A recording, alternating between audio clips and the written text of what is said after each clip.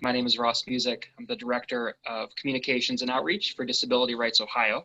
We're glad so many of you were able to join us tonight for what we feel is a very important topic that's weighing on hundreds of thousands of families right now, and that is this chaotic back to school season. With 4 kids, I understand how chaotic it is, but you add on the complexities of IEPs and other special services, and it's too much for any one family to handle. We're very grateful tonight to have partnered up with Albeit Weiker, a law firm based in Columbus who does some wonderful student law work to bring this program to you this evening. We have several panelists who will present on different topics. To get things started, I'd like to introduce Ms. Leslie Albeit, who's a partner in the Albeit Weiker firm, to introduce the next segment. Hi, everyone. My name is Leslie Albeit. As Ross said, I'm an attorney with Albeit Weiker law firm here in Columbus. My purpose in this is just to help with any technical difficulties that pop up and to ring a bell or yell at our panelists if they go over their time. I know many of you have sent in questions to us ahead of time. We've reviewed those. We've hopefully tailored this to answer a lot of those questions. However, if you do have a question that pops up, please feel free to either type it to me privately or within the Q&A box at the bottom of your screen. After the presentation portion of this ends, we are going to have about a half hour available to read through those questions. If you have more questions after this is completely over, or a more specific or immediate need for a lawyer or an advocate, we welcome anyone to call our office to schedule an individual consult. And we will also be recording this session to make it available on demand if anybody has to leave early. We anticipate we'll be ending about 8:35, 8:40-ish. So without further ado, John, you are up. Thank you. Okay. So, good evening, everyone. I'm sorry, I'm just getting of course I can't get the button to go while I'm, okay.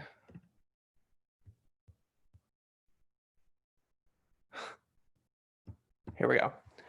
What I want to talk to you this evening about is a really big topic that I'm going to try to charge through in about 20 or 25 minutes or so. So forgive me if if it seems like it's going pretty fast, because I'm going to be covering a lot of topics. The purpose of my part of this presentation is to kind of get you familiar with some ways that you can advocate for some compensatory recovery and ESY services for your child, for the services that have been missed thus far and services that they may miss going forward. So there are multiple different avenues that the law has set up to deliver services to kids who need them in this way. And a lot of them depends on the individual facts of your case. So I will, what I want to do is to just kind of go through 3 of the major ways that we're seeing out there for you to get some of those services, and then try to give you some tips on how you can best advocate for those to get those in place. So the first major category of services available to students are what we call compensatory education services. So these are services that have been around for a long time. This is not a COVID-specific invention like some of them that we will discuss. Basically, compensatory education is the general remedy that the law has set up to give students services when the school district has failed to give them appropriate services. So these are normally awarded in one of 2 situations. Either the district failed to provide specific services that are on a child's IEP, that's the most common way, or when the services that are on the IEP are delivered, but they fail to meet the legal standard of a free appropriate public education. And compensatory education services under the law should aim to place this child in the same position he or she would have been in, but for the school district's violations. So another form of services available has been around for all of about a week. This is a newly created category of services that the Ohio Department of Education has really recently created.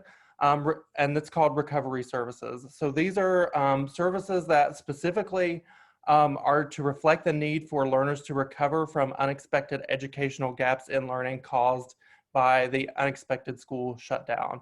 So these are services that should be provided to students who either didn't make appropriate progress or actually regressed over the past few months due to the unexpected closure of schools due to COVID-19. So this is a COVID-19 invention. And if it sounds really similar to compensatory education services, you are correct. Like I said, this is a new thing. We're trying to figure out exactly how this is going to relate to the already existing remedy of compensatory services. And we'll go through some of the details of how that will work. ESY, or extended school year services, these have also been around for a long time. These are specifically mentioned in IDEA, unlike the other two that I've talked about. ESY services are those provided when a child needs additional services beyond a typical school year to receive a free appropriate public education. These are most often awarded on a regression and recoupment basis, but that is not the only way that those services can be awarded to a child. What that means is you're basically looking at a child's ability or tendency to lose the acquisition of skills over long breaks, such as summer, winter break, or COVID-19 in this situation. And you're also looking at how long it takes those students to recoup those services. So just to give you a kind of a shorthand of a way to think about these services, the best way that I can wrap my head around it is this. So if your child has basically failed to, or has had struggles because of the switch to online instruction, but the school district has more or less implemented the IEP, you're probably going to want to talk about recovery services. If there are more fundamental issues with your child's special education programming, or they just haven't received those services, then you're going to be in the realm of compensatory education services, or comp ed as we would call it.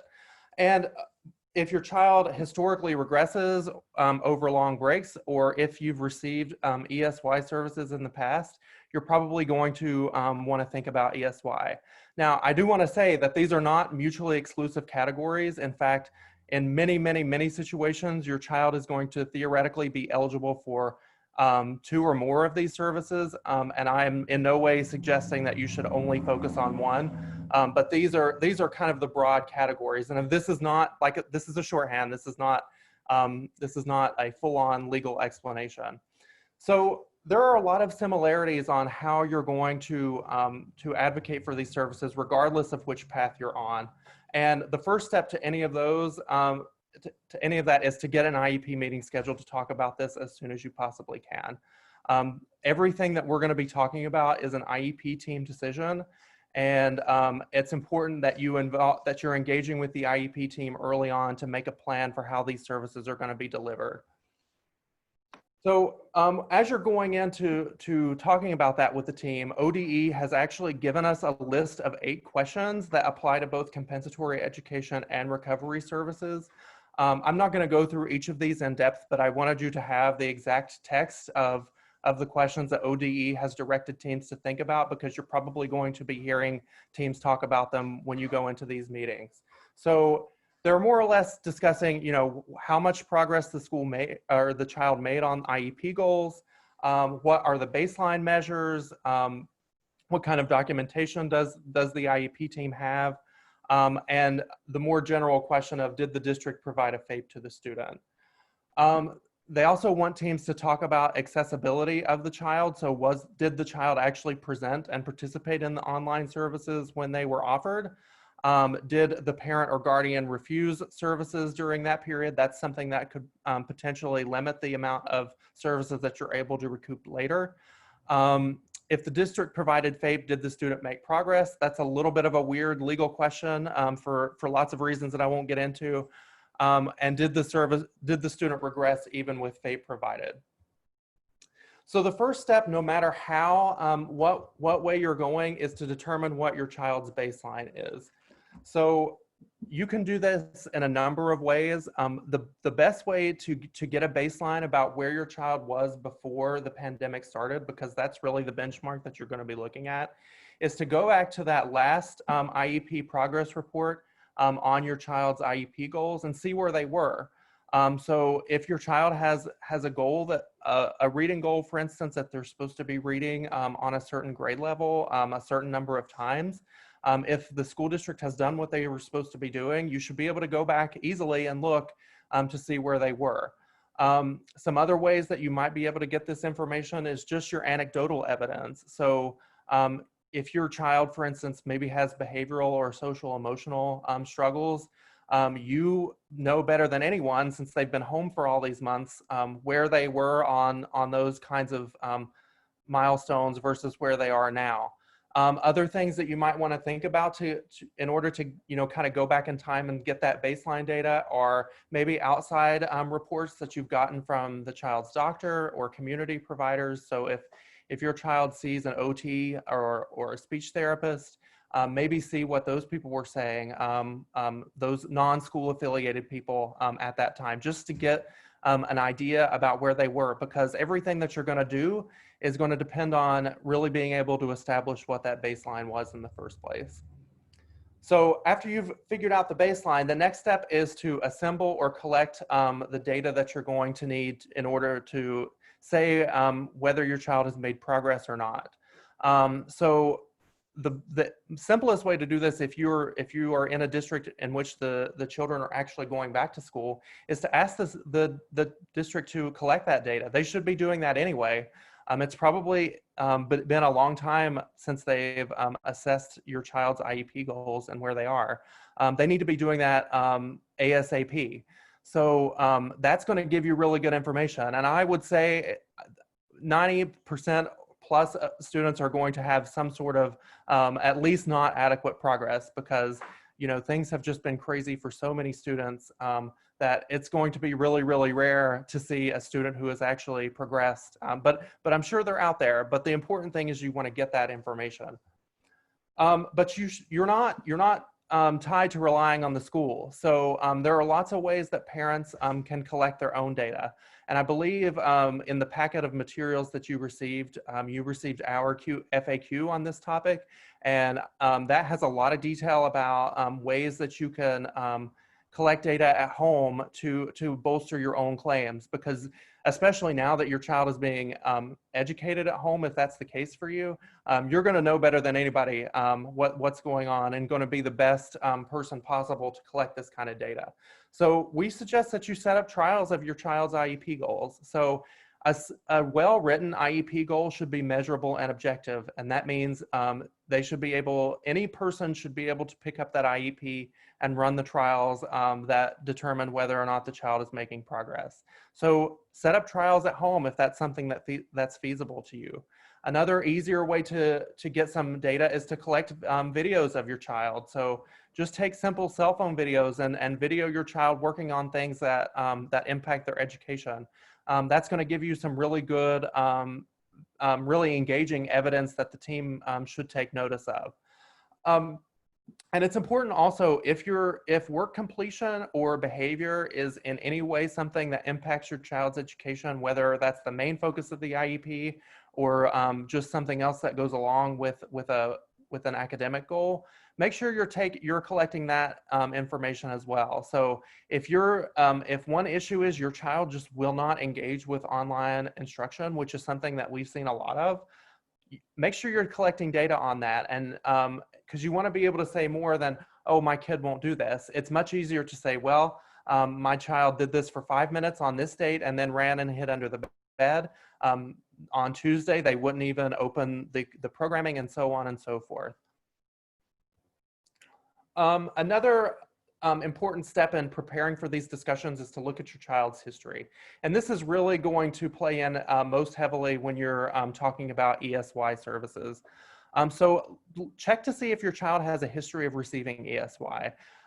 Very, very often, ESY is something that children require every single school year because of the way that ESY is set up around the nature of the child's disability. That's typically something that you're going to see every year. So if your child has a disability that makes breaks really, really hard for them, and they have a tendency to lose a lot of skill over a break, that's something that has probably been the case for multiple years. So go back and look at the old IEPs to see if that's been something that your child has received in the past. Now, if they haven't, that doesn't mean that they shouldn't receive them now, or they shouldn't have been receiving them then. So you also want to go back and see if you can find evidence of significant loss of skill over summer break. Now, it's not just summer. I mean, typically summer is where you're going to see the most significant regression because it's the longest break in the school year typically, but it can also happen over shorter breaks like winter or even spring break. So another thing that that you might want to think about when you are trying to show regression or lack of adequate progress is engaging outside experts. And when I say experts, I don't just mean the typical expert witness that you may see on Law and Order or something like that. I mean by expert the people who know your child the best. So people in the community who work with your child on a regular basis, who can give the team some good information about the progress they have made or not made during this break.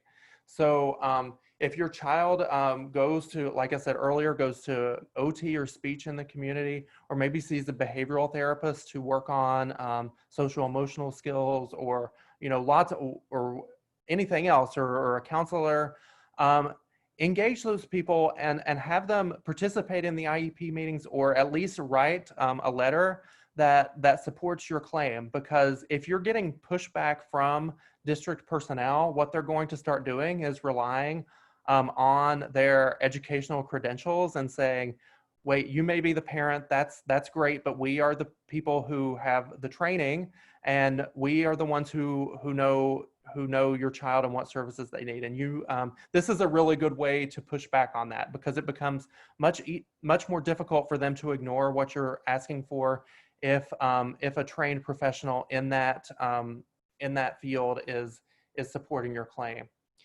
So I also want to talk, that's kind of how to get to the place where your child is going to get some of these services. I want to talk a little bit too about what these services will look like.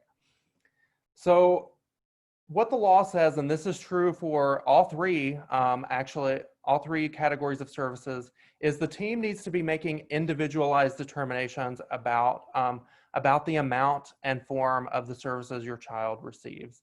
So that means that any sort of kind of one-size-fits-all policy, and we see those all the time, but it seems like it's becoming more an issue in COVID. Any sort of one-size-fits-all policy is problematic in all areas of special education, and this is no exception to that. So if you are hearing things from your child's district like, we're not doing ESY this year, I heard some of that at the end of last spring, or something, this would be particularly egregious, is we're offering everyone 15 hours of recovery services. No matter what happened, that's just easier for us, so that's what we're doing across the board. That ain't gonna work. They need to be making individualized determinations, and considering all this great data that we talked about before that you're going to be bringing to them. So the legal standards, I touched on this earlier, but what I want you to know from this, at least as it relates to compensatory and apparently recovery services, OD is telling us, is these are not awarded on a minute-for-minute basis. So what that means is if your child missed 200 minutes of a specially designed instruction or related service, that does not automatically mean that that's what they are going to get back in the form of compensatory education services. And that's really, really hard for parents, and it's hard for all of us because it just doesn't seem fair.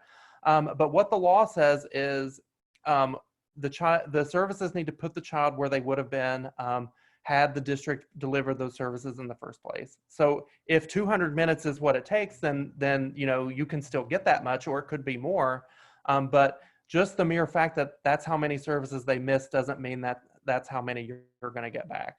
And then ESY operates on it's free appropriate public education standards. So it's an IEP team discussion as to what is going to prevent this child from making or from regressing to the point where they cannot recoup skills over the long break over a reasonable period of time, or what's going to essentially ensure the child receives FAPE if you're not going on that regression and recoupment.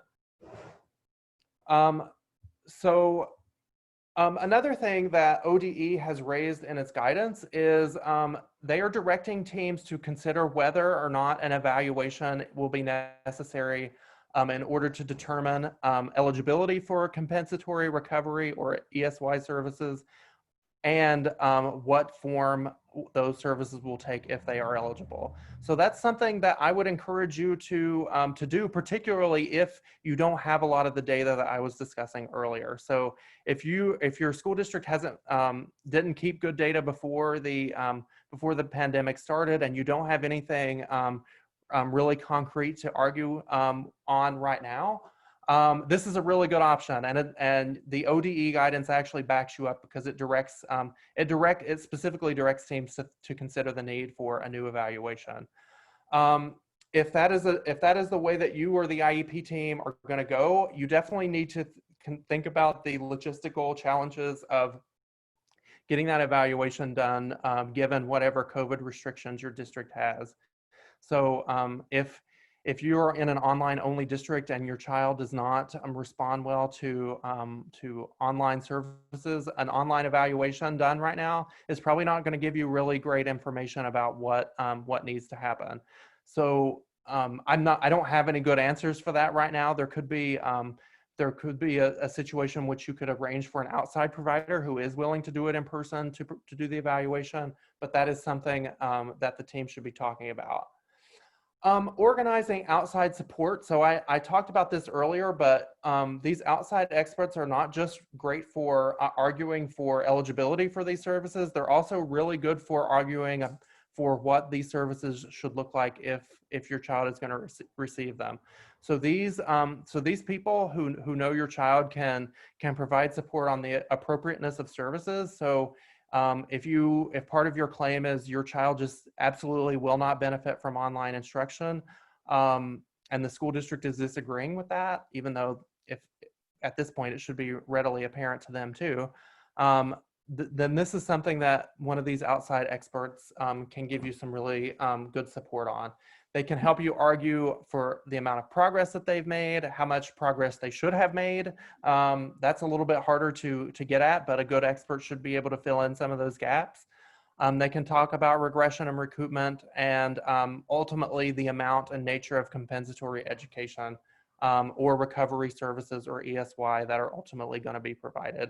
And I think I forgot to mention this in a slide, but I did want to say that there's no law about when these services should be provided. Under normal circumstances, summer is a time where lots of ESY and compensatory education get awarded, but that is by no means a legal requirement. So if your child needs to start receiving some of these services now, in the evenings or whenever, then that is something that the team needs to be talking about. Another thing to think about is who's going to provide these services. So obviously, most often it's going to be a district employee, but it doesn't have to be.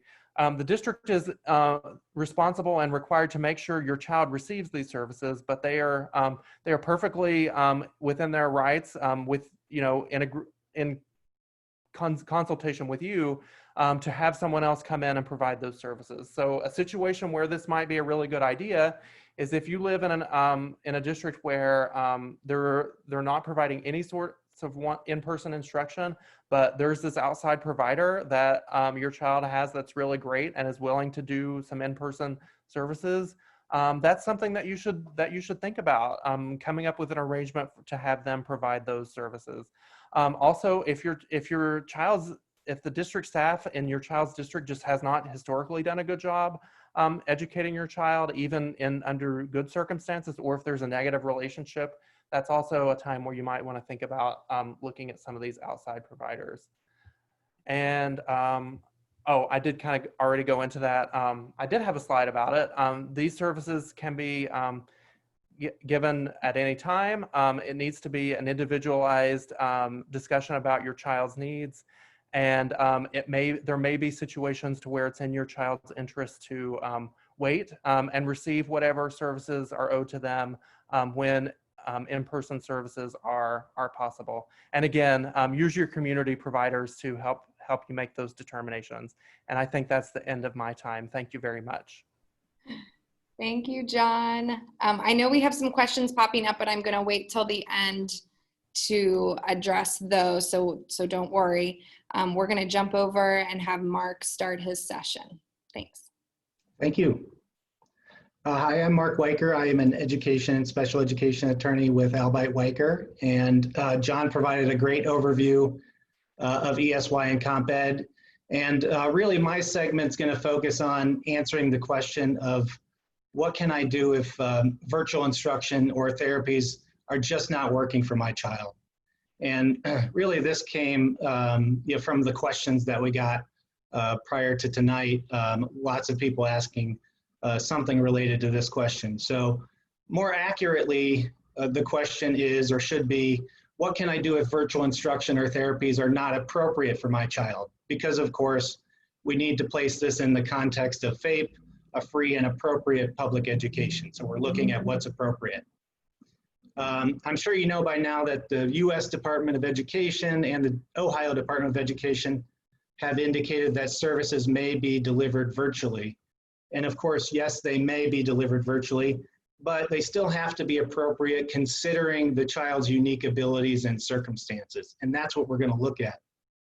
And really, since the early developed case law, 1982 to be exact, with the Board of Education versus Rowley case, the Supreme Court held that the basic floor of opportunity under IDEA is access to specialized instruction and related services which are individually designed to provide an educational benefit to the child. And then shortly thereafter, 2 years later, in the Irving School District versus Tatro case, the court interpreted the Rowley standard to mean that schools must provide meaningful access to public education. And then we can fast forward all the way to 2017 in the Andrew F. case, where the court said that IDEA requires an education program reasonably calculated to enable a child to make progress appropriate in light of the child's circumstances. And the reason I provide these cases is because I think these basic tenets of IDEA are especially applicable here when we're looking at whether virtual instruction satisfies the instructional requirements on any given IEP, or whether or not they provide a FAPE for any particular student. For some students, of course, virtual instruction will be appropriate and manageable, or maybe it will work in part, and the parent might try then to secure ESY or compensatory education in the manner that John Price just outlined. But for other students, virtual instruction may not be or will not be appropriate. And in this case, parents need to act quickly to document the reasons why, and then request something more appropriate. And I don't have slides for you to follow along, but you do have a handout, the handout titled 5 or Fewer Steps to Secure Appropriate Special Education Services During COVID School Closures. So I'm really going to be following along with that outline. And we have put together 5 steps that you can take if you believe that the virtual delivery of instruction or therapies is not appropriate under the IEP. Before I jump into that, though, I think it really is important to place this fall, so the start of the school year, in context of the bigger school closure. We are in a slightly different place this fall compared to last spring. That's important to recognize. Most notably, we don't have an order from the health director or governor closing schools this fall. In the spring, of course, some schools and providers, because of the order, simply could not provide in-person services. This fall, however, as it stands right now, 2/3 of Ohio schools are returning to in-person classes. Some are doing hybrid, and some others, mostly in the metro area, are starting online. And in fact, just today, Governor DeWine cleared the way for contact sports to move forward if the school districts elect to move forward with those contact sports. So it is a little bit different from the spring. So even for those schools starting virtually or with a hybrid model, there should be options for in-person instruction and therapies that may not have been available in the spring. That's the difference. And these should be made available to any child when virtual delivery of the instruction or therapies is not appropriate, when that determination is made. And what we're going to talk about is how to get to that determination, or how to demonstrate that the virtual services are not appropriate. The other thing that we know from the spring is that the spring experience should really help inform the parent and the school district as to whether virtual instruction or therapies are even possible for a particular student. Now we have that history from the spring to help us demonstrate that it is or is not possible. So let's jump into the 5 steps. I'm going to move pretty quickly like John did to get through these, but again, you do have the outline and we'll answer some questions at the end. The first step, of course, is to review your IEP and document what happened last spring. So you want to look at sections 6 and 7, measurable annual goals and specially designed services of the IEP, and document the difference between what section 7 says and what's proposed for the fall. Now, John mentioned, and it mentions in ODE guidance, that school districts have to make a good faith effort to deliver the instruction, whether that's virtual or otherwise. Well, you as a parent should also make a good faith effort to receive the instruction or have your child receive the instruction. So it would be important to be there if you can. Of course, there's no requirement that you help in any way, but if you're able to help, try to help. If there's some things you can do to facilitate the instruction, do that. First, because it will help you if you have to demand or ask that the instruction be in person. The other thing is you want to write down how you assisted in the spring if you assisted, or why you weren't able to assist in the spring if you couldn't help at all. John mentioned same thing, for ESY and Comp Ed. Here, if you're looking at asking for in-person instruction, you want to write down what services or instruction were listed in section 7 and that were not provided in the spring. And then you want to collect all the information you have from the spring and summer to illustrate that instruction was not provided or was not appropriate. And like John mentioned, a few of these things, use a calendar. You can use videos of behavior or attention struggles. You can identify challenge areas from the IEP and the ETR. So there may be challenges in focus, there may be challenges in behavior, like I mentioned, or comprehension that would support in-person instruction or instruction as it's provided on the IEP. And one tip in that regard, to identify challenge areas, section 3 of the IEP, which is the profile section, should have a good summary of what you need here. This section usually contains background information, academic information from the ETR, ETR outcomes, curriculum-based measures, summaries of progress reports. Sometimes it includes results of state and district tests, and then teacher observations if there were any. So use section 3 to help identify the profile of the student to support your request for in-person instruction or appropriate instruction. And of course, like John mentioned, you can use your progress reports. The last one you had, if you didn't get one in the spring, use it from the last school year to demonstrate some baseline. The second step is to request an IEP amendment meeting to be held within 1 to 2 weeks. So you want to make a respectful request in writing. Schools and special ed directors are getting requests, I'm sure, and overloaded those now. So be respectful. And one tip is to give 5 potential dates. So make it easy, reduce the friction in terms of getting the meeting scheduled.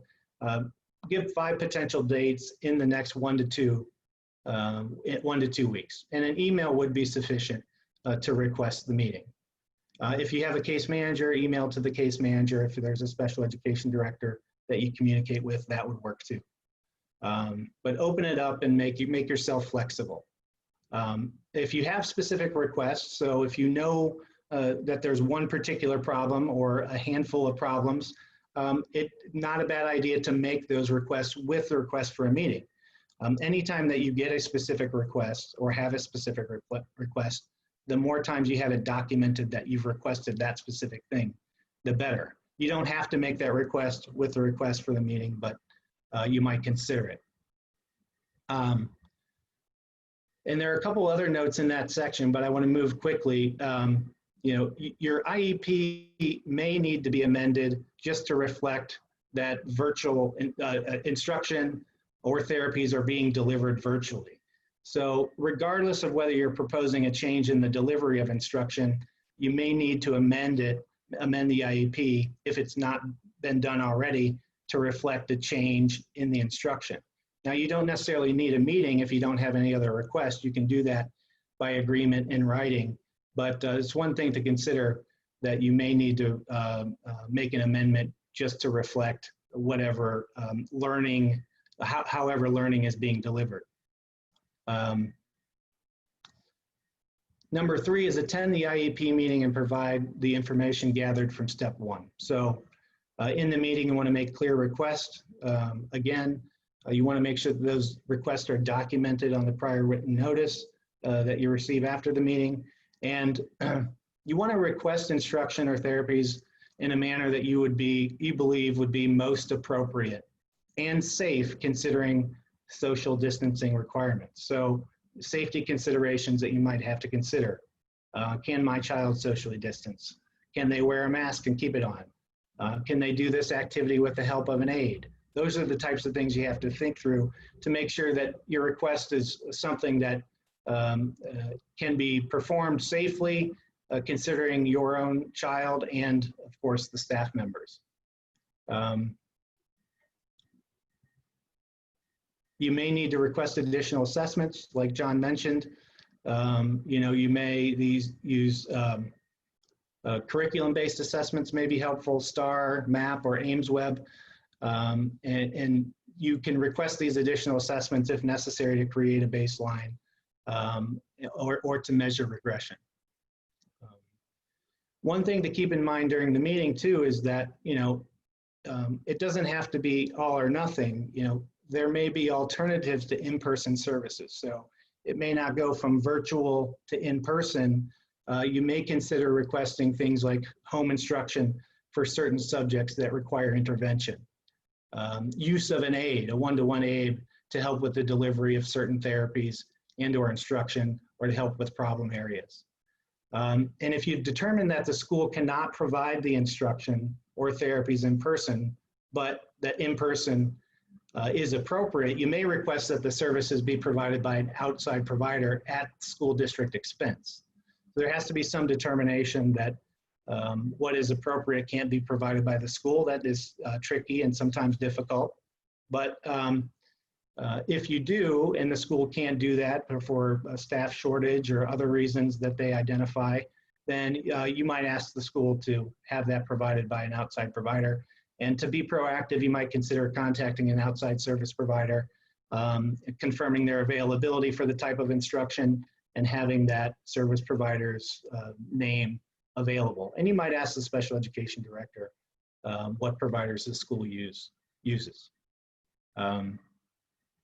One tip I think that could be helpful here too for this IEP meeting is that if you have doubts about whether the school will look at your information or your data objectively, you might consider requesting a facilitator from ODE to attend the meeting.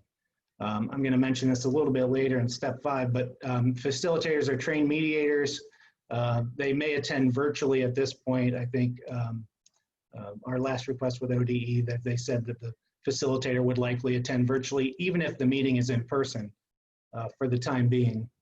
They do not make decisions for the team, but they do help the team reach decisions. So it can be helpful, a free service from the department to get an ODE facilitator at the meeting. If you can get agreement, you know, at the end of the meeting or by the end of the meeting, have no contentions, then, you know, this would be the end of your negotiation on whether or not you can have the services delivered in person or how they're identified on the IEP. Step 4 in our handout that you received is really largely about securing ESY or Comp Ed. And so I'll skip over this for the most part. This was covered by John, of course. And one thing I'll point out though, one resource that Disability Rights Ohio has on their website related to ESY is listed there on your handout at the bottom of step 4. If you don't have any issues with the offered recovery service or comp ed, then you can again stop at step 4. Step 5, if you can't get agreement, then if all else fails, you should consider dispute resolution with the Department of Education. And that doesn't also automatically mean filing a complaint. Several options exist, including early resolution, and they're listed on your handout, but I'll identify those in order. Early resolution is where you can talk with an education program specialist at the department. By just calling them, they can help answer questions, identify obligations of the school, and this should really always be the first step. It can help avoid a complaint or help you understand whether or not you have the basis to file a complaint.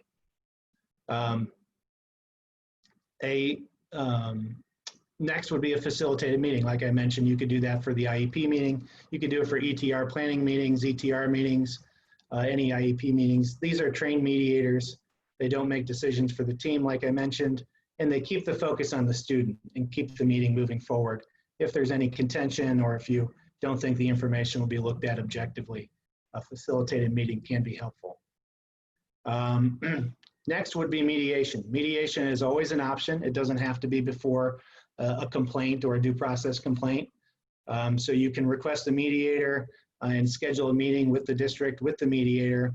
That mediator, again, may attend virtually at this point. They traditionally do it in person at the school district, but both parties must agree to mediation, but it usually is a good alternative to having to file a complaint, and it's available before you ever file a complaint. The good thing about mediation is usually if there is an agreement, it ends up in a written settlement agreement that's enforceable in court. And then, of course, you move to the formal state complaint, which is a written complaint investigated by an education program specialist at ODE. There is a 1-year statute of limitations from the date of the alleged violation for a written complaint. The education program specialist would investigate and then issue a formal outcome with corrective action to be taken by the school if they find a problem or a violation of IDEA. And there's a 60-day time frame from the complaint to the letter of findings. So it's relatively quick. In the legal world, it's lightning fast. But that can be extended if the parties agree to mediate or for other extenuating circumstances. And I will point out that with the formal state complaint and the due process complaint, that the education program specialist or with a due process complaint, a hearing officer has the discretion to extend the timelines for that due to COVID because they have that discretion for extenuating circumstances. So it could be delayed, but it, again, is pretty fast for a formal state complaint and for a due process complaint for that issue to be resolved. Due process is a written complaint and a request for a hearing. The impartial hearing officer presides over the hearing, and there's a 2-year statute of limitations for due process. And this is when, from the time that you either knew or should have known of a problem or a violation. So information sheets on each step are attached. I see a couple notes here or questions from attendees about the handout, but you should have received an email handout which has these 5 steps that I just went through, and then also these additional handouts on each of the dispute resolution options from ODE. I want to take the last few minutes and pivot a little bit and talk about, this will be the last page of your handout that you received from Albeit Weiker. I want to talk quickly about a federal law that may help parents get paid time off from work when they have to stay home due to a school closure. This is the Families First Coronavirus Response Act, and this relates to employee paid leave rights.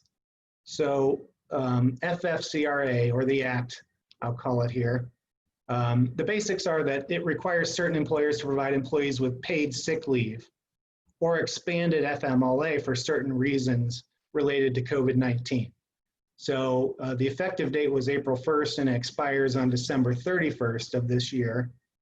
And there are a few provisions related to individuals who need to quarantine or who are experiencing symptoms or to take care of a family member who needs to quarantine or who is experiencing symptoms. But I want to focus on reason number 5 under the Act, which applies to employees who are unable to work because they must care for a child.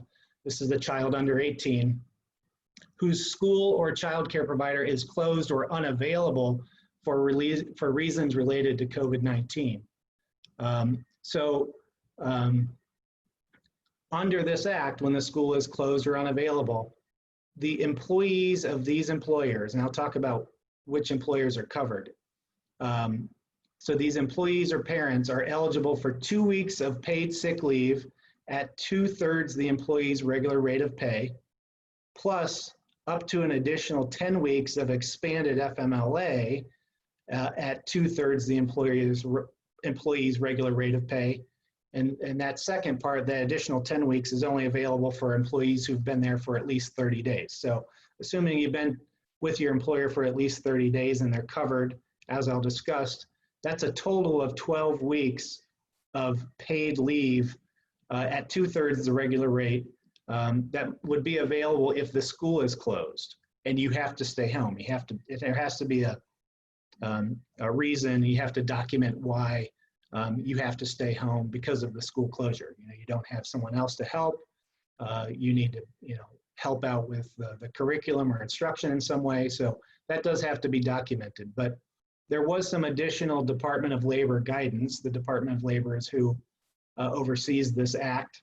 And they indicated that, yes, closed means that the building is unavailable. So the question that answered is whether or not when a school goes virtual to begin the school year, whether or not the school would be considered closed under the Act and provide the benefits that it does to the employees. And the answer is yes. So when the buildings are closed and the student has to receive the instruction at home, this Act would cover that situation. And then the other additional guidance that we got from the Department of Labor on this was that even if an employee previously worked remotely for the employer, let's say in the spring, when schools were closed and their children were home, there still may be legitimate reasons now that the employee needs to take advantage of the leave. So that's not a disqualifier for any employee just because they were able to work while their children were at home in the spring or previously. So that was some good additional guidance. A couple additional notes about what would be covered, the employers who would be covered here. So this additional paid sick leave for up to 12 weeks applies to certain public employers and private employers with fewer than 500 employees.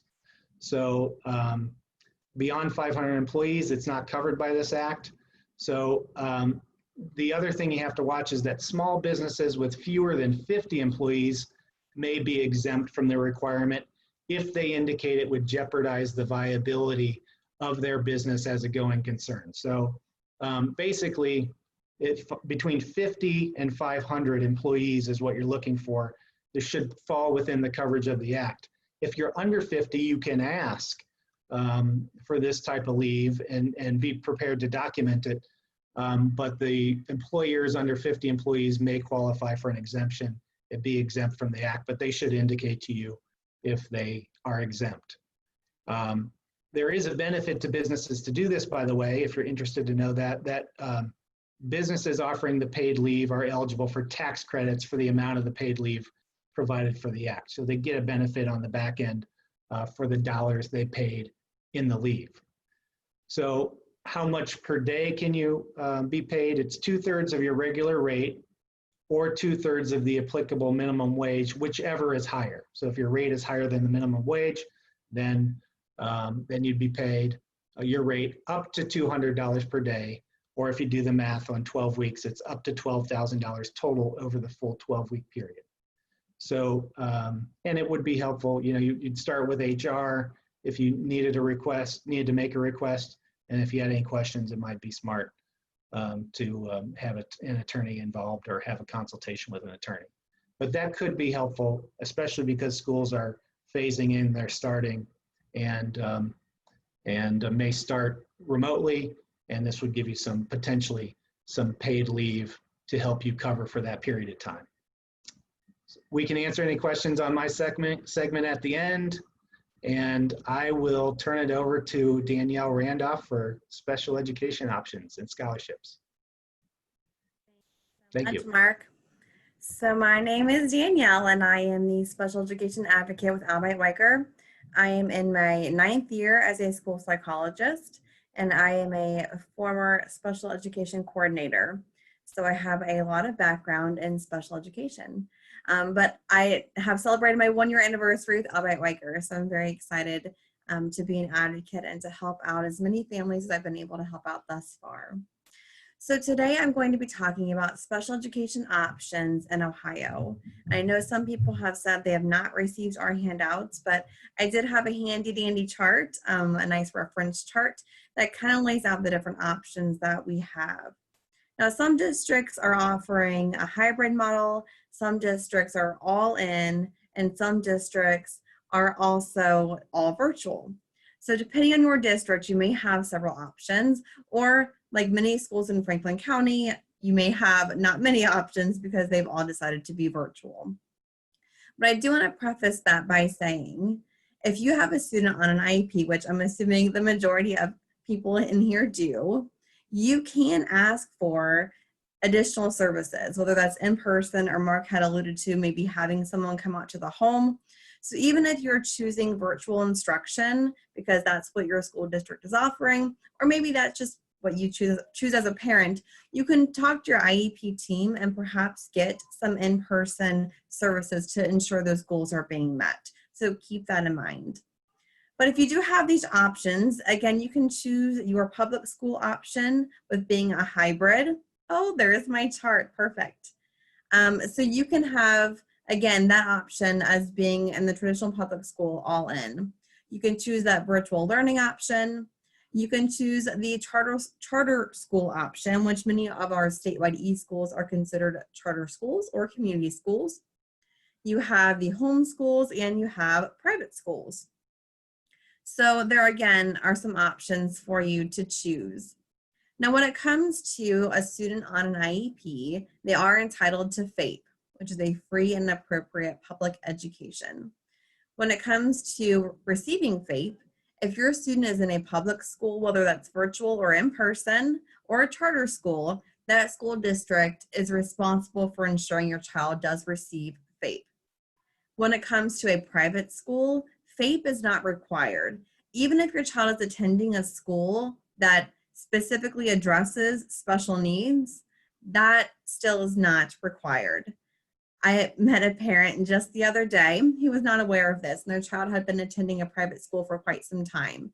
So again, even if your child is attending a school with programming specific to your child's needs, just keep in mind that they do not have to follow that IEP because they are a private school.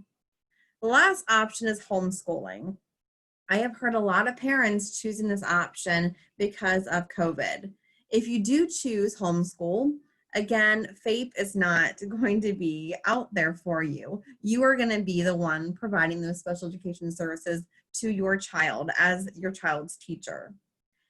When you do homeschool, make sure that you register with the school district. Some parents are not aware that that is a requirement. You have to register with your school district's superintendent, and you have to have curriculum to show that you are doing the education piece, since at the age of 6, you have compensatory education. So when it comes to how the special education services will be delivered, again, depending on what option you choose, that could change how services are delivered.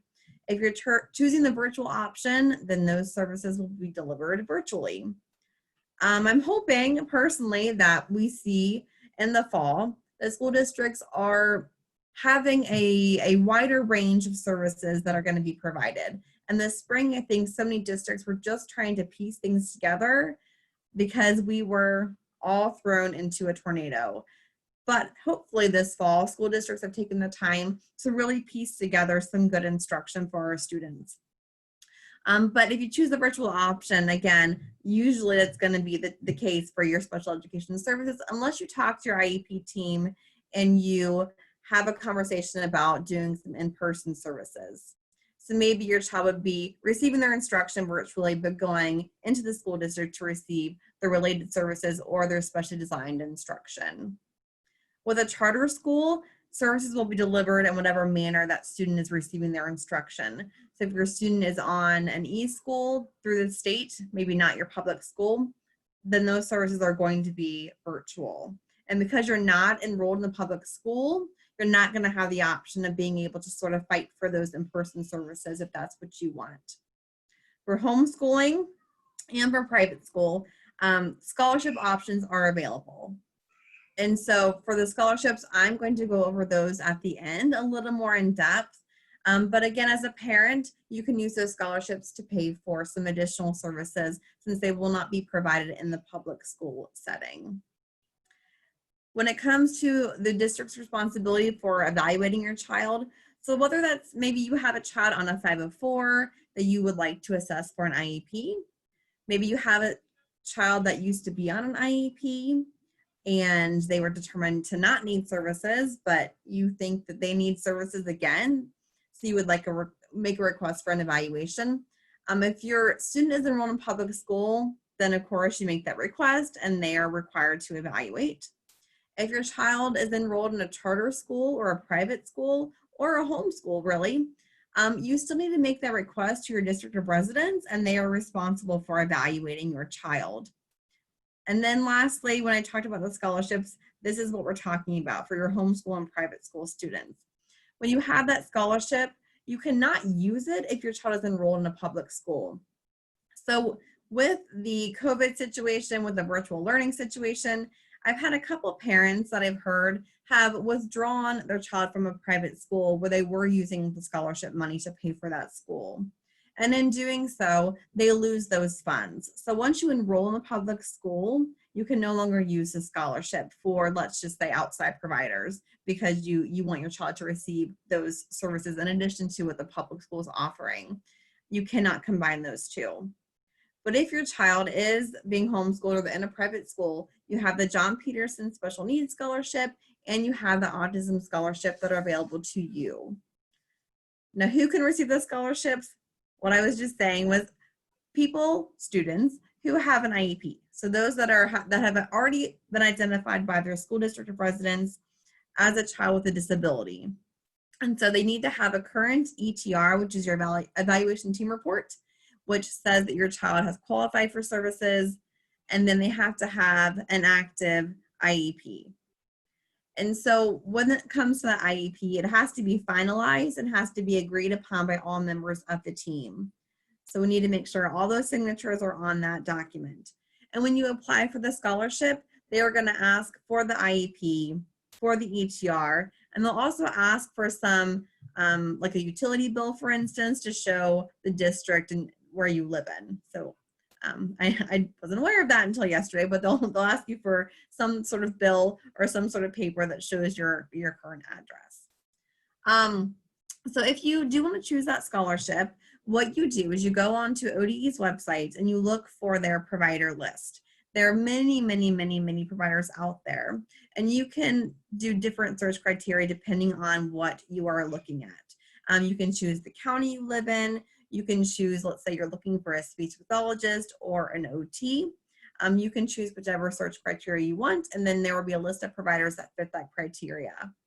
So once you find a provider that you would like to pursue, you need to contact that provider and set up either a meeting or to be able to have a conversation about the services that they can provide to your child. And if they accept your child into their programming and you think it's a good fit, then you will ask that provider for an application. So the providers actually have the applications on them. So once you complete that application, you will upload it to ODE system. And it's actually a pretty quick turnaround. If you have all the documentation uploaded, it's about a 30-day turnaround to be able to get the scholarship funds. And you can apply at any time during the year. So I think the window opens up in February, and then those funds are dispersed in the fall, but you can apply at any time during the year. Let's see, scholarship amounts. So depending on what category your child falls into on that ETR, there are different scholarship amounts right there. Thank you. So the least amount that you can get is about $7,600 for a speech and language impairment. Now with that disability category, as you see in that little asterisk at the bottom, you could only use funds to pay for related services if your child has a speech and language impairment. You cannot use those funds to pay for an outside educational provider. But all the other categories you can. So autism, traumatic brain injury, and hearing and vision impaired are the most that you can get at $27,000. And those definitely can change. As you see, there's a caveat above that says due to COVID that those amounts may change. However, I've never heard of a parent being denied any scholarship funds. It just may be the pot of money that ODE has to disperse, maybe a little bit less because of the funding cuts that DeWine has instilled, unfortunately, on our education system. So those are the amounts. And anything that is above and beyond that, the parent is responsible for paying. So if you receive scholarship money and you choose to have a private provider provide those services, and you choose, let's just say you send your child to a private school, and then you also want to pay for an outside speech pathologist, and you also want to pay for an outside, we'll just say, dyslexia specialist, and that scholarship is not going to pay for all of those services, then as a parent, you're going to have to pay for anything that's over top that scholarship. Something different between the two scholarships, the autism scholarship does go down to the age of 3. So you can use those funds to pay for a specialized preschool or for services outside of the education setting. But the John Peterson scholarship only goes K-12. So your child has to be at least a kindergartner to receive those funds. If you decide that your child is no longer, that the private school is no longer a good fit for your child and you were receiving scholarship funds, if you withdraw your child from that private school, those funds will go back to Ohio Department of Education into that pot of money. And then let's say your child enrolls in the public school and a few months down the line, you're not happy with that and you would like to go back to that private provider. As long as there's still an opening, you can apply for those scholarship funds again. So, you know, I would say decently easy to kind of get the scholarship money, have it returned, and then get it back if there's a spot available to your child. So let's see, scholarship, I think that covers the scholarships. Again, I said that you can't use scholarship money if your child is enrolled in public school. And you do have to withdraw your child from the public school if you decide to go to the private school route or homeschool your child. So the scholarships are a wonderful option for parents who are providing that instruction to their children, or again, if you're going to a private school. And if you go on ODE's website and you just do a nice little search in that search box for the John Peterson Special Needs Scholarship or the Autism Scholarship, there's a slew of information on there for you. There's frequently asked questions. There's the documents that were just uploaded. You can find those on there as well. And of course, the portal to be able to find those providers. So they're pretty easy to find. So that is all I have. And I probably spoke quicker than the gentleman before me. But hopefully in the Q&A, we can answer some of your guys' questions that you have written. All right.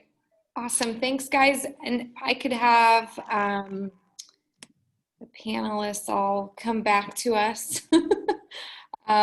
Okay, so we have some questions. I know some of you might not have received the email. It did not come from Zoom, it came from me. So if it got sucked into spam or something, I apologize for that. What we will do is have them uploaded to our website, and then DRO's is already up on their website, so you can go there to grab those. I am not sure, John, are you gonna have your slides available somewhere? That was another question we got. I think so. I'm fine with that. I have to check internally. Kristen is nodding her head, so I think it's okay. Okay, perfect. And then for anyone who asked if this is being recorded, it is, and we will get it up in some format within the next 24 hours. So I would just suggest probably the easiest way is to follow DRO or follow us or both, and then you'll see a post on social media probably pretty soon. So let's get to some of these subject matter questions. So first one, what if the services were offered by the district, but I chose to not accept them in the virtual delivery method in the spring? Will my child still qualify for these services? So anyone who wants to jump in and answer that. I think it depends on how you decline the services. So if you just said no thanks, it might be tough. If you're talking about gathering ESY or Comp Ed, it might be tough if you just simply decline. But you know, if you had some reason or there was definitely no alternative available, then I think you're still on the table that you can you know, ask for ESY or Comp Ed. But I'll defer to John too.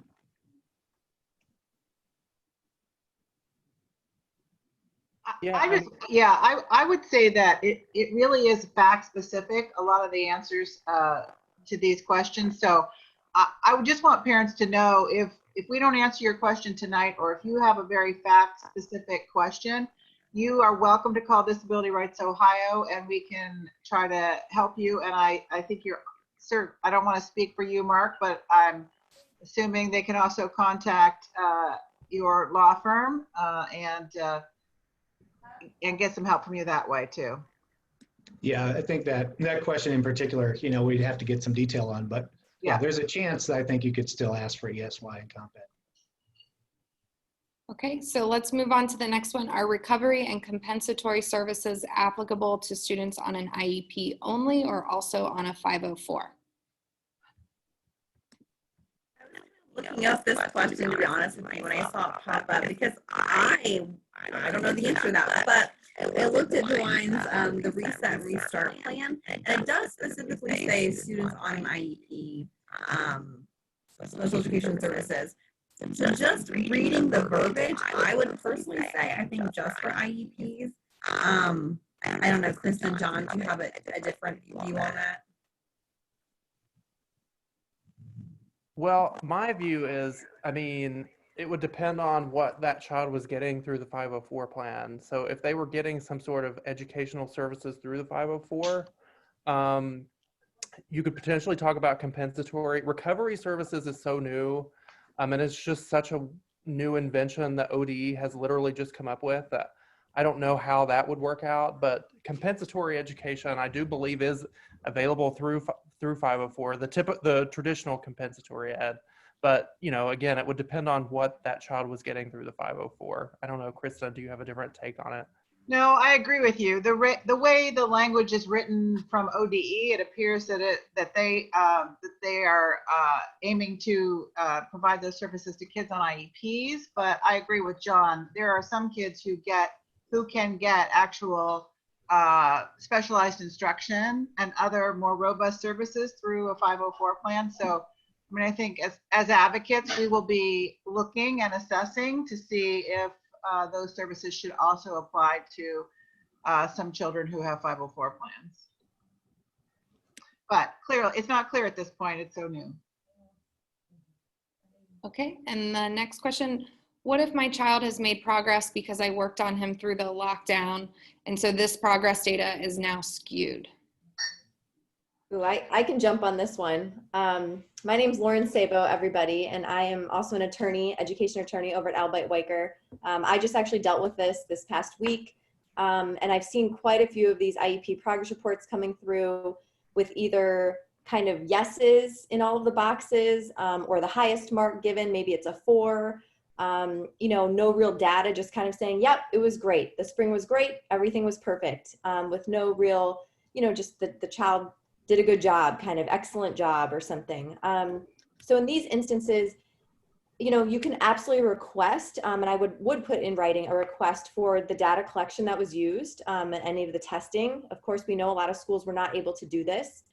So again, like it's been mentioned by other panelists, going back and looking at the most recent progress reports that you have, maybe, you know, the winter ones, to kind of see what those looked like. And then again, requesting that the school maybe evaluate your child this fall to kind of be able to compare those, as well as I tell parents all the time, you can make your own observations, you know, put a document together, 1 or 2 pages maybe, and just put in there your observations. You can, you know, put a bold title at the top, call it an addendum, something like that. And then you can actually request that that is put in your child's cumulative education record. That way, if they do change schools or for a new teacher or something, maybe the school isn't going to change, you know, their data collection because they really didn't have any for the spring. But at least it's, you know, you've been able to put it in there saying that they're, you know, maybe the picture is a little rosier than really what was happening, or the amount of support that you've had to provide really was what made this child be successful in that progress report. So I have had that come up recently, and I haven't had any schools deny me requesting to kind of put this addendum in place. They said they're happy to do it. You know, they know that things were hard this spring. I still do request the data though, just to see if it's out there. But typically, you know, being able to put an addendum in with your own observations and things that you want included, you can always do that. Anyone else want to jump in? Are we going on? Sound good? Okay. Next one, my district is going face-to-face next week, but we have some IEP students who are choosing the online learning platform through our ESC. How do the intervention specialists follow the IEP if they are not the ones instructing?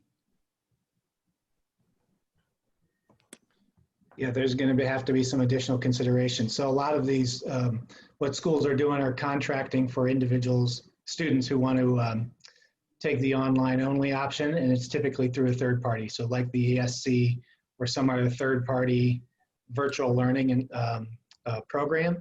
So, and that's typically requires a dedication for a semester or a school year. And they still are required to service the IEP in that situation. So you're going to have to, convene a meeting and talk about how those services on the IEP will be delivered. And so the other interventions, they don't go away just because you choose the virtual option. So the interventions have to be provided, and you have to make that determination about whether or not, virtual is going to work or not. And by the way, that,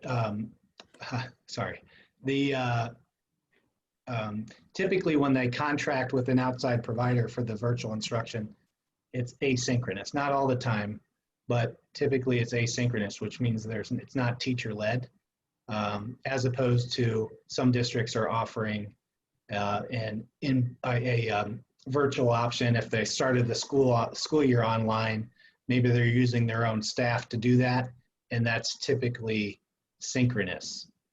So it's going to be, you have to really consider the difference between the two. And some of the deadlines may have passed, but there are a distinction between the contracted virtual services and what the school district may be providing. Anyone else want to jump on that one? Add anything? I just want to reinforce what Mark just said about asking for a meeting. So I think there are some parents who are not asking for IEP meetings to have these individualized discussions about how the various different ways their school is proposing to provide services is going to work for their child, and they need to know that they need to ask for that meeting and have that individualized discussion, because the team really needs to determine how are those various options going to work for your individual child, and you need to have a good discussion about that with your child's full team, and perhaps even some expert type of people from outside of the team to try to figure it out, because these are not ideal options for a lot of kids with disabilities. So please ask for your IEP meeting as soon as you can if you haven't already, and have that discussion and figure out how is your child going to access what's being offered by the school. Okay, thank you. Next question, how should services such as an aid or accommodations be addressed in the IEP during remote instruction? What verbiage should be used? I do know one student who has an aid on their IEP. Oh, hold on, Danielle, you're kind of echoing. I don't know why. Sorry.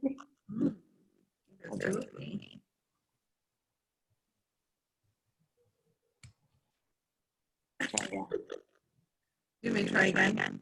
It could just be on my end, but Well, someone else said I was garbled, so I don't know. I'm hearing it too, and there's a comment from somebody hearing it as well. So. Hmm. I'm going to mute you for a second. Sorry, Danielle. Okay, anyone else want to jump in on that one? What verbiage should be used? I would just say, I don't think there's any magic language. I think you just got to, hit it head on, what options exist, what's appropriate, what are possibilities here, and how can we deliver the instruction. So yeah, I'd actually try to avoid using any type of magic language. Yeah, it really depends on what the paraprofessional is doing, what their role is going to be on an online basis. So, to me that, just having a paraprofessional is not enough to answer that question. Like, you need to know, like, are they helping this child stay on task? Are they performing some sort of assistance because of a physical disability? We just don't know. So I think that would drive how you would want to word it in the IEP. Okay, I'm going to have Danielle type in her response if she can, and then I'll read it out loud. If you have anything to add.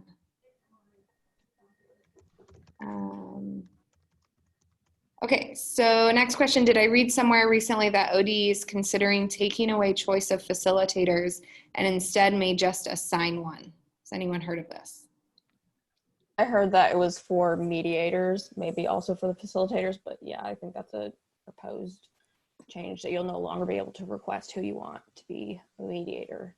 At least I'm not sure when it comes to facilitators.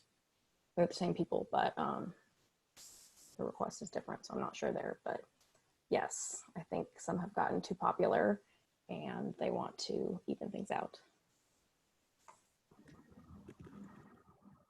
Okay. Oh, she put mediator, so I think that's what she meant. I'll just add, I think Mark had mentioned that they are, they're doing virtual mediations right now, which I've had a few recently, and they've gone really well. I know it's tough on the Zoom, but for the most part, they all have really great backgrounds and, should be trained in these things. But I believe the latest is that through January, they will officially be doing virtual. So just so that anybody knows, if you do request one, it would be, even if your meeting's in person, it would be virtual on their end. However, in my experience, it means that they've actually been able to schedule a little bit quicker for the most part, because, they're not doing all the driving around the state. So, for me, I've been able to get them scheduled pretty quickly. Okay, Danielle's back. Do you want to add anything, Danielle, to the question before? The one that I typed the response, or the one that was just asked? Either one. Well, I couldn't miss the one that was just asked since I left and came back. But I typed my response to the other one. So I had just said, do I sound okay? Yeah. Okay. I had just said that the aide can be involved in the small group or the whole group instruction that's being provided to that student, and the aide can directly assist the student, or that person can also come in and do an additional, whether it's session with the student, to help maybe reteach or address things that were missed. Again, if we're just talking strict virtual, I know a student that is receiving that educational aid support, again, just as an additional adult, separate from the classroom instruction, who's going to help assist, bridge that gap between what the student had missed during the whole group instruction. All right, so next question. I think this is regarding FMLA. What about us with students that are over the age of 18 that are doing extended school years till age 22? Yeah, really good question. So as of right now, because it's an extension of FMLA, it specifically says 18, but I don't know, I haven't seen or looked for guidance for students who are over 18. But I can try to answer that question, if I take a little time to look and see if the Department of Labor has talked about that. But as of right now, the statute specifically says 18. And that, by the way, is because Mark always does that to me. That, by the way, is because FMLA covers caring for a child, and the child is defined as up to age 18. That's a great question, though, because I think potentially, Department of Labor just didn't consider that example. The age is different in certain states. Sometimes it's 21, sometimes it's 22. So based on your state, it kind of just depends on the age that they can stay in school and receive special education services. No doubt. Yeah, I mean, first it was drafted for children generally, so I don't think they were even contemplating special education specifically when they extended the leave and made it paid. So probably true. All right, next question. Is there a benefit to taking the autism scholarship versus going through the process to fight for appropriate in-person services? I'll answer that. I mean, I think, again, it really depends on the individual circumstances of your case. The significant difference between having your school district serve your child and taking a scholarship is when you take a scholarship, you give up your right to a free, appropriate public education. So your school district is no longer responsible for doing anything for your child. So if you're confident that you can find a private provider who is going to be able to serve your child well, and and your child will benefit from that, then it's probably okay to go pursue a scholarship, particularly if you are having significant difficulties with your school district providing appropriate services. But you have to understand that if you take it, then you can't go back to your school district for them to do anything. You're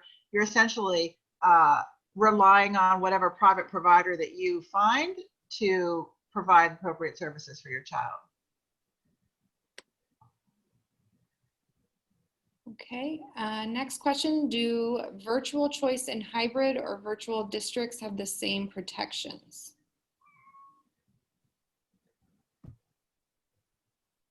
Can you read that again? Do virtual choice and hybrid or virtual districts have the same protections? Clarification on what that question is implying. Yeah, it might have been probably in context of when it was typed out. So if you want to follow up with us, get in touch with us on that one. Okay, next question. If the district places the child in an alternative setting, no FAPE required, question mark. Yeah, I think that, okay, so I think that might be a little confusion over the chart about a private placement. So if a parent unilaterally places their child in a private placement, then there's no entitlement to a FAPE. But if the child's IEP team makes a determination to put a child in a private placement, like we see that frequently with autism-specific schools, for example, then the child still has the right to a FAPE because the team has made a decision to place that child there, and the school district is still responsible for making sure that whatever is happening at that private school is providing that child a FAPE. I think that's what that question was getting to. Thank you, Kristen. That's a good clarification. Yeah. And that means that that school district would still be involved in that child's IEP, meaning like whether the year, yeah, exactly. Just so parents know. Okay, next question. Do you know if someone using the Peterson can switch categories mid-year if the child's eligibility category changes? Yes. Yes, you can. However, I do not think that it's going to impact your funding. So if your child received the scholarship money per the disability category they started the school year with, even if that disability category changes midway through the year, you're not going to either lose money or gain money, but they can still continue on that scholarship.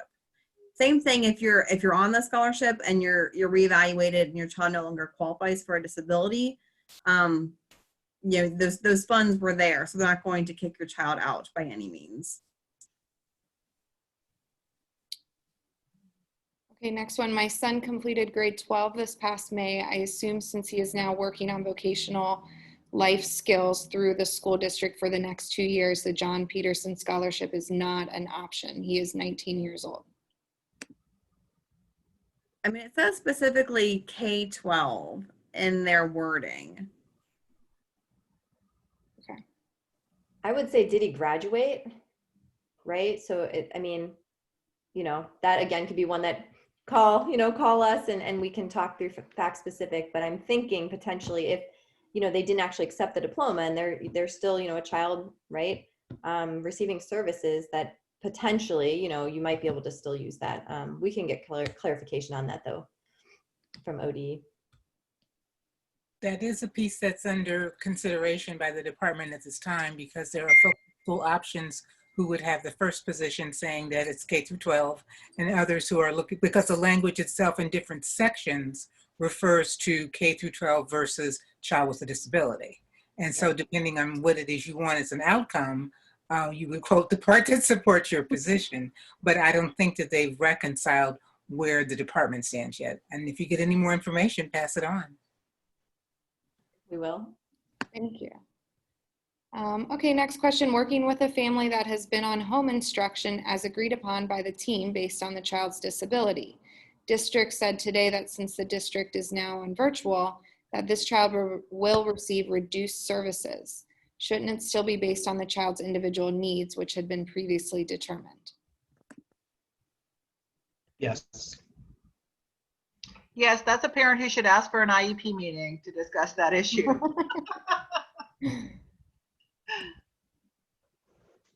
Have you guys seen districts who are starting remotely actually agree to provide services in person? I've only heard of 2.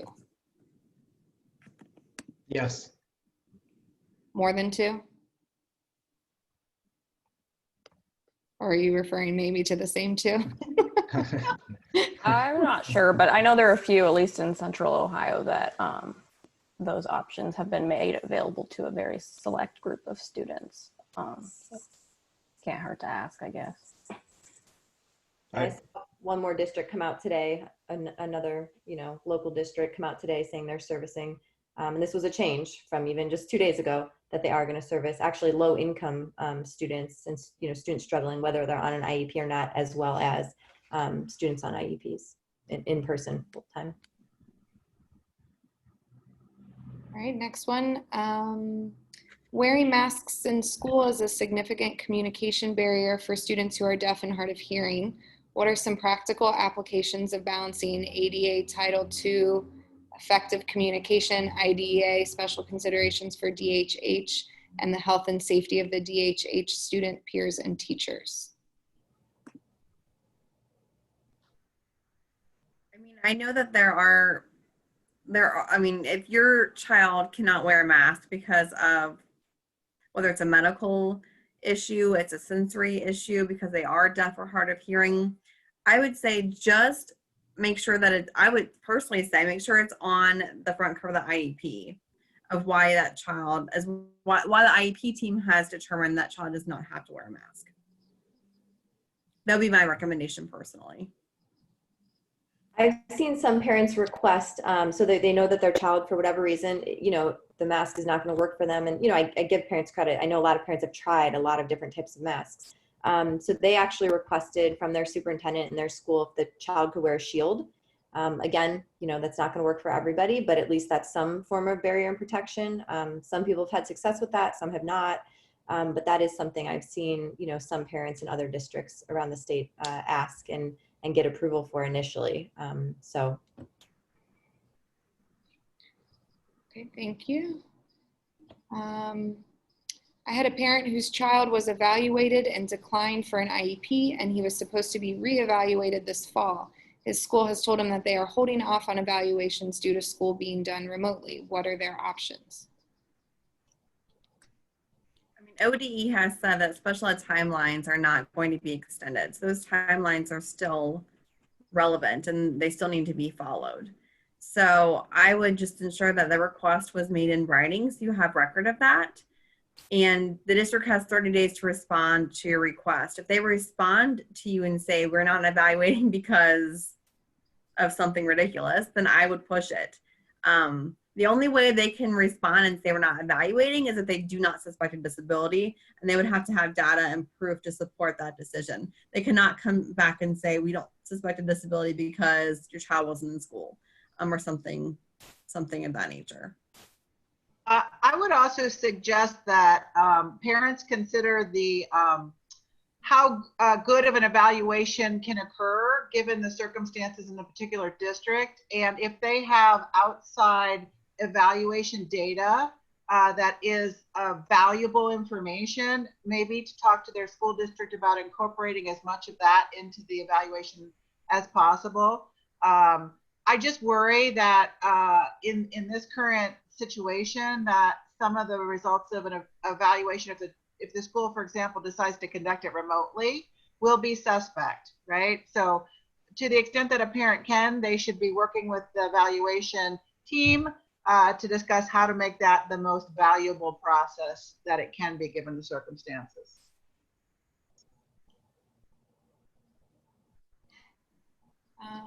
Okay, and next question. If your child's triennial evaluation is due during a remote learning period and you question whether a good evaluation can be completed virtually, can you ask to postpone? Well, and I would say when it comes to an evaluation, I know many school psychs who are doing evaluations in person with protective gear. So I would push for that. As long as the safety measures are being followed, there's no reason at all why a school psychologist cannot assess your child. Now, if the assessment is for behavior, if that was your big concern, then I can see where maybe a virtual assessment or even an in-person assessment might not give you that information, but there's still different avenues you can take with, observations via Zoom, rating scales. There are still things that can be done. I think if you suspect a disability as a parent, then push for that district to do the evaluation because it's their job. Well, since this is in the context of a triennial evaluation, I would say that there could be situations in which this evaluation does not need, like the child may not need to have a full-on reevaluation done right now. And if they don't, then there's really, I wouldn't suggest pushing for it. A district has the option to do a record review evaluation for a triennial evaluation. So that might be a situation where that's appropriate. And then if a fuller evaluation is needed down the line, then that's, still an option. Yeah, I would say as long as they're still qualifying your child for re-eval, right? And not much is going to change in that sense. But if there is something that you feel like, needs to change or is not right or working, I think I've seen people be really creative. Like Danielle said, there are ways to do things and be creative. And, I also believe, if it's a behavior issue and it's due to virtual learning, right? And the behaviors are happening. I think John had mentioned, running under the table, hiding, things like that. That's still a behavior in the education environment. The education environment just has changed. So, if that's going to continue into the fall, that same education environment, again, video recording, whatever the case is to document kind of what's going on, to help be able to put some things in place for your child so that, maybe that virtual learning is as good as it can be, right? But I think behaviors due to that are a very real thing too. And we don't necessarily need to overlook those just because of everything going on. Okay, we only have about 8 minutes left and I have a lot of questions left. So I'm gonna try to hit some. What would adequate data look like for determining inappropriate placement for virtual instruction? So we talked a little bit about it. So, document what happened in the spring, create a chart of, if you could, if you kept track. If not, you're going to have to tag data, which is, and John explained this a little bit with ESY and Comp Ed, just a chart of what occurred, what challenges, either behaviorally, attention-wise, otherwise, that you had with receiving the instruction or the therapies that way. So it's really, kind of like guerrilla documenting. You're really just taking what you can and putting it in a document. So when you show up to the IEP meeting or beforehand, you can say, this is how we tried and we gave it a good faith effort. And this is why it didn't work. So, and then John mentioned use of service providers, any of the therapists to support the fact that therapy was ineffective or the interventions were ineffective. That's another way to do it.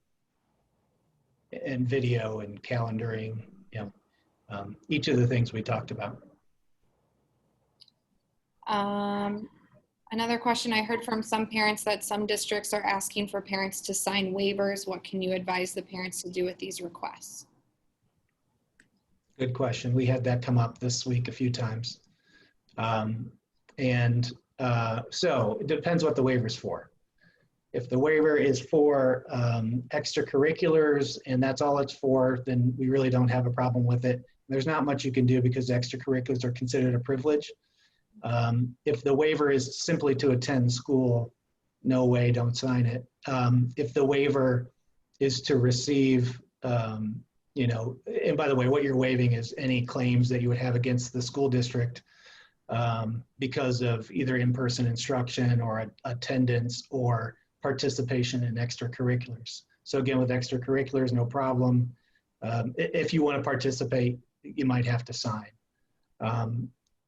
Now, just to receive in-person instruction, if in-person instruction is appropriate, we don't think you should sign a waiver, although I am interested in anybody else's opinion about that, because there are some varying opinions.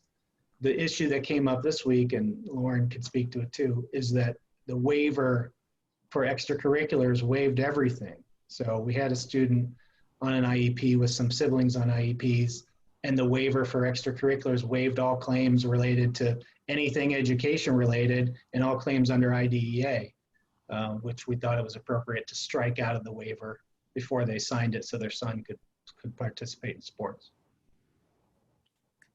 Yeah, so in that case, of course, the district did not like that, you know, the parent, they actually printed the form and, you know, wrote on it. I tell people this all the time, you know, you can write on an IEP, right? I mean, you know, maybe not redline it all over the place, but you're allowed to sign and say, you know, I'm in agreement with X, but maybe you disagree with Y. But the same, you know, the same goes for something like this. Is that going to hold up in court? You know, who knows? But my point is, at least it's documented that you're basically signing, you know, kind of under duress, right? Your kid's like sitting out and not able to participate, you know, and you don't feel comfortable signing this. Again, Mark mentioned, you know, potentially we can help to redline things and work with their legal counsel, but you know, that is time and energy and money, and you know, you want your child to be able to participate, hopefully. But yeah, we're starting to see kind of these really general waivers, which just, you know, doesn't quite seem right, but extracurriculars are a privilege. And so in terms of just the straight extracurricular band, sports, things like that, you know, they want you to, you know, I do understand where schools are coming from for that. I found a good broad question. How often can you request a team meeting? I don't want to use up my meetings if that's a thing. As often as you want. Okay.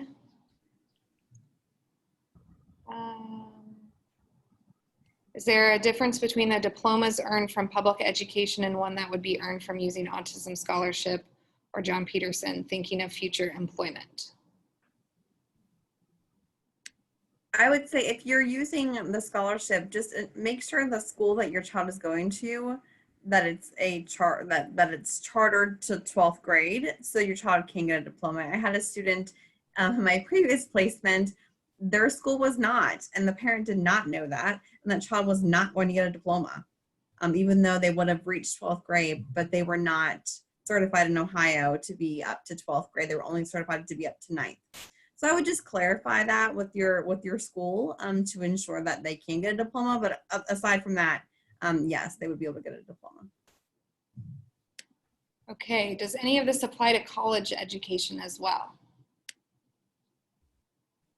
I don't think anything we've talked about applies because we've talked about everything under Individuals with Disabilities Education Act. So when you go to college, you would you could request accommodations under the ADA.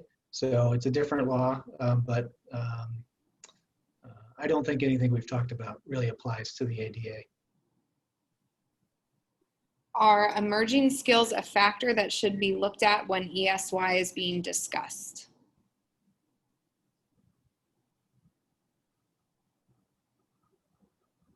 John, did I see you just answer that? Yeah. I think John just answered that on, Yes.